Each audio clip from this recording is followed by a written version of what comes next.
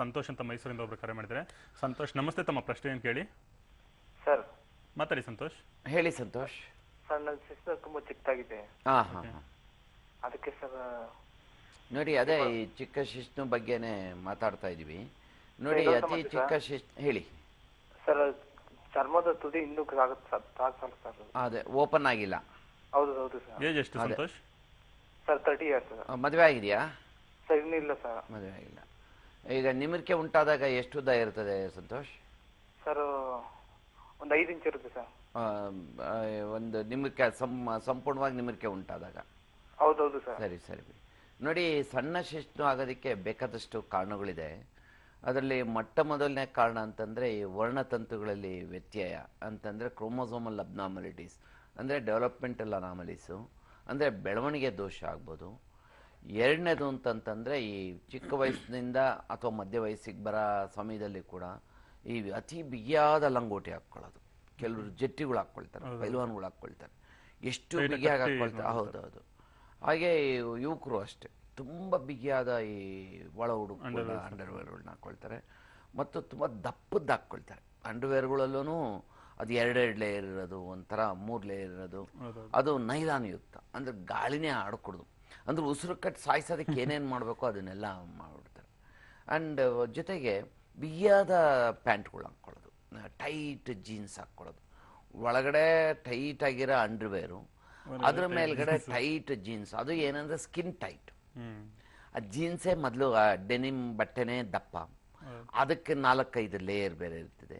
ಅದ್ರ ಜೊತೆಗೆ ಇನ್ನೂ ಬಿಗಿಯಾಗಿ ಹಾಕ್ಬಿಟ್ಟು ಅದ್ರ ಜೊತೆಗೆ ಟೈಟು ಕೆಳಗಡೆ ಕೂಡ ಮೂಲಂಗಿ ಪ್ಯಾಂಟು, ಅಂದರೆ ಅಲ್ಲಿಂದನೂ ಗಾಳಿ ಹೋಗ್ಕೊಡುದು, ಎಲ್ಲಾದ್ರೂ ಹೋಗ್ಬಿಟ್ರೆ ಒಳಗಡೆ ಅಂತ. ಆಗೇನಾಗುತ್ತೆ, ಹಂಗಂಗೆ ಬೆಳವಣಿಗೆನೇ ಆಗೋದಿಲ್ಲ, ಕುಂಠಿತ ಆಗುತ್ತೆ. ಮೂರನೇದು ಈ ಮುಂದಿನ ಚರ್ಮ, ಈ ಮುಂದೊಗಲು,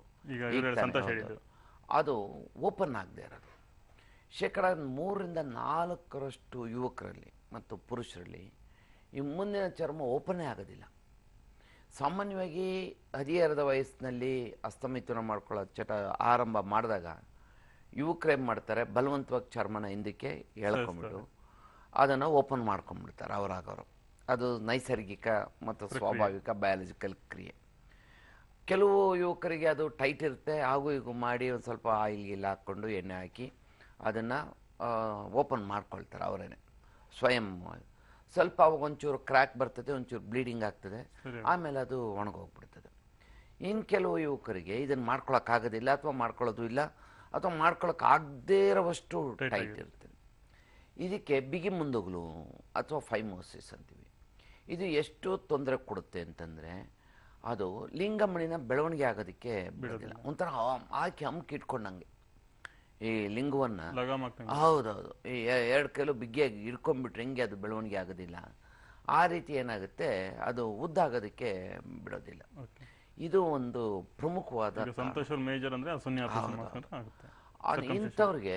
ಅದರಲ್ಲೂ ಸಹ ಚಿಕ್ಕ ವಯಸ್ಸಿನಲ್ಲಿ, ಅಂದರೆ ಗುರ್ತಾದಾಗಲೇ 13, 14, 15, 16, 19ನೇ ವಯಸ್ಸಿನ ಒಳಗಡೆನೆ ಅವರೇನಾದರೂ ಗುರ್ತಿಡಿದು, ಹೌದು ನನಗೆ ಯಾಕೋ ಚರ್ಮ ಓಪನ್ ಆಗ್ತಿಲ್ಲ ಅಂತ, ಅಥವಾ ತಂದೆ ತಾಯಿಗಳೇನಾದರೂ ಅದನ್ನು ಅಬ್ಸರ್ವ್ ಮಾಡಿ ಇವ್ನಿಗೆ ಯಾಕೆ ಒಂದು ಲಿಂಗ ಚಿಕ್ಕದಾಗಿದೆ ಏನಾಗಿದೆ ಅಂತ ನೋಡಿ ಅಬ್ಸರ್ವ್ ಮಾಡಿ, ಅಥವಾ ಸ್ನೇಹಿತರೇನಾದರೂ ಅಬ್ಸರ್ವ್ ಮಾಡಿದ್ರೆ ಅವರು ಯಾಕೋ ನಿಂದು ಇದು ಲಿಂಗ ಚಿಕ್ಕದಾಗಿದೆ, ಯಾಕೆ ನಿಂದು ಚರ್ಮ ಯಾಕೆ ಹಿಂದಕ್ಕೆ ಹೋಗ್ತಿಲ್ಲ ಅಂತ ಗುರ್ತಿಡಿದ್ರೆ, ಆಗ ಅವರು ಅವಾಗಲೇ ಅದನ್ನು ಸನ್ನಿ ಆಪರೇಷನ್ ಸರ್ಕಮ್ಸಿಷನ್ ಮಾಡಿದ್ರೆ ಬೆಳವಣಿಗೆ ಚೆನ್ನಾಗಿ ಆಗ್ತದೆ.